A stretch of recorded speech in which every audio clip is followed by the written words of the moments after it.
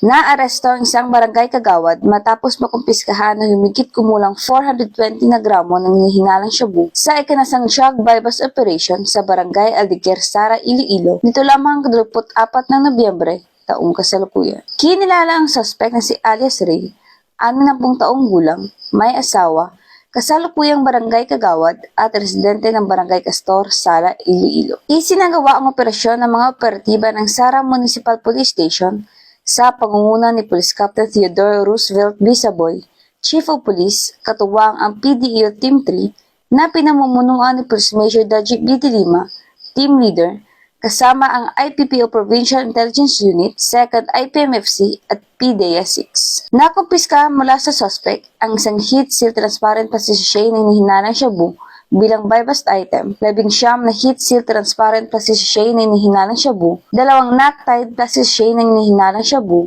isang homemade caliber 5.56 pistol, 10 caliber 5.56 live ammunition. Nasa kusdiya na ng Sara Municipal Police Station ang suspect at sasampahan ng kasong paglabag sa Republic Act 9165 ang Comprehensive Dangerous Drugs Act of 2002 at paglabag sa batas ukol sa iligal na pag-iingat ng baril at bala. Patuloy namang nananawagan ng PNP sa publiko na magkipagtulungan sa mga kapulisan upang masugpo ang iligal na droga at napanatili ang kapayapaan at kaayusan sa komunidad. Mula rito sa Western Visayas, ako ang inyong PNN correspondent, Patrolwoman Ninette Sablon, alagad ng batas, tagataguyod ng Balitang Pulis.